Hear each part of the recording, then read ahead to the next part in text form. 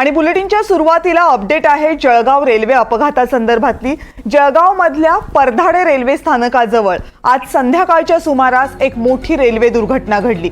Pushpak express या स्थानकाजवळून जात होती आणि त्यावेळेस या एक्सप्रेसमध्ये आग लागल्याची अफवा पसरली। त्यानंतर आगीच्या भीतीने अनेक प्रवाशांनी या रेल्वेच्या डब्यातून उड्या मारल्या। मात्र ज्या वेळेस हे प्रवासी उड्या मारत होते, घाबरून पळत होते, त्याच वेळेस समोरून कर्नाटक एक्सप्रेस येत होती जी बंगळुरूहून दिल्लीकडे जात होती। या एक्सप्रेसने पुष्पक एक्सप्रेसमधून उड्या मारलेल्या प्रवाशांना जोरदार धडक दिली आणि या संपूर्ण अपघातामध्ये आतापर्यंत जवळपास 11 प्रवाशांनी आपले प्राण गमावल्याची माहिती प्रशासनाकडून देण्यात आलेली आहे। काही प्रवासी जखमी आहेत, त्यांना शासकीय रुग्णालयामध्ये आणि खूप गंभीर परिस्थिती असलेल्या रुग्णांना खासगी रुग्णालयामध्ये उपचारासाठी दाखल करण्यात आले। काही जणांची प्रकृती गंभीर असल्यामुळे मृतांचा आकडा कदाचित वाढू शकतो अशीही शक्यता व्यक्त करण्यात येते। अपघात नेमका कसा घडला हे ग्राफिक्सच्या माध्यमातून पाहण्याचा प्रयत्न करूयात। पुष्पक एक्सप्रेस होती जी लखनौहून मुंबईकडे यायला निघाली होती। याच एक्सप्रेसमधून प्रवासी प्रवास करत होते, त्यावेळेस या प्रवाशांना गाडीमध्ये आग लागली अशी माहिती मिळाली। अनेक प्रवासी गाडीमधून उड्या मारून ट्रॅकवर आले। घाबरलेल्या या प्रवाशांना पलीकडून येणारी कर्नाटक एक्सप्रेस दिसली नाही। कर्नाटक एक्सप्रेस ही बंगलोरहून दिल्लीच्या दिशेने चाललेली होती। या एक्सप्रेसचा स्पीड प्रचंड जास्त होता, कारण ज्या स्थानकाच्या जवळ ही रेल्वे थांबली होती ते छोटं स्थानक आहे, तिथे लांब पल्ल्याच्या गाड्या सहसा थांबत नाहीत। त्यामुळे या स्थानकांच्या दरम्यान या रेल्वेचा स्पीड भयंकर होता। इतक्या वेगात आलेल्या या रेल्वेला समोर माणसं दिसली असती तरी ती रेल्वे थांबणं अशक्य होतं। त्यामुळे रेल्वेनं ट्रॅकवर असलेल्या सगळ्या प्रवाशांना धडक दिली। काही प्रवासी हे अनेक मीटर अंतरापर्यंत फरफटत गेले। 11 प्रवाशांचा आतापर्यंत या दुर्घटनेमध्ये मृत्यू झालाय। काही जण गंभीर जखमी आहेत। जे प्रवासी जखमी होते त्यांना जिथे अपघात घडला तिथून 40 किलोमीटर असलेल्या जळगावपर्यंत नेण्यात आले।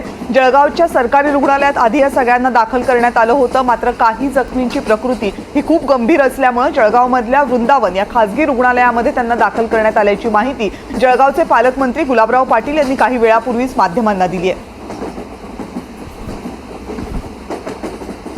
संध्याकाळी साधारण 5 ते 5:30च्या दरम्यान हा अपघात झाला आणि त्यानंतर लगेचच बचाव कार्याला सुरुवात झाली।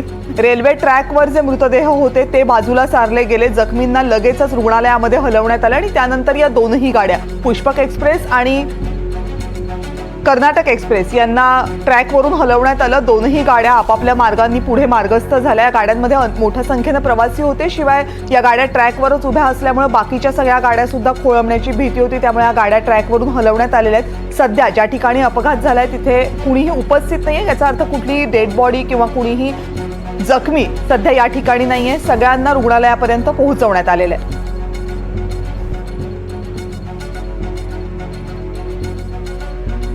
आणि या रेल्वे अपघातामध्ये ज्यांचा मृत्यू झालेला आहे त्यांच्या नातेवाईकांना सरकारकडून 5 लाख रुपयांची मदत दिली जाणार आहे। जे जखमी आहेत त्यांच्या उपचारांचा पूर्ण खर्च सरकारकडून करण्यात येणार आहे असं देवेंद्र फडणवीस यांनी घोषित केले।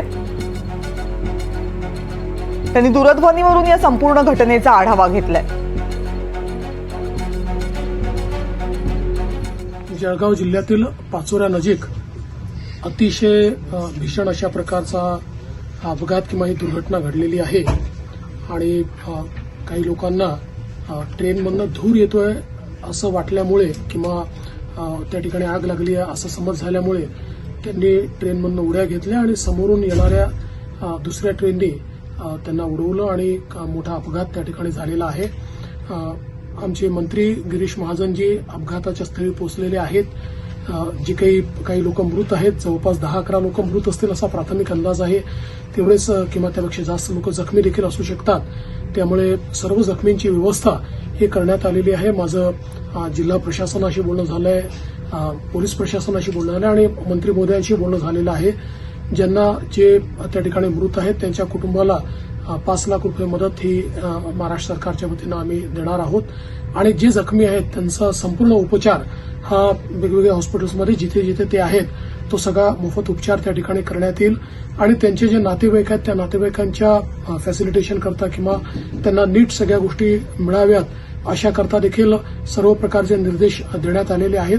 अतिशय दुर्दैवी अशा प्रकारची घटना आहे आणि मंत्री आमचे गिरीश महाजन या संपूर्ण जी काही घटना आहे त्या घटनास्थळी पोहोचून सर्व प्रकारच्या गोष्टी हँडल करत आहेत.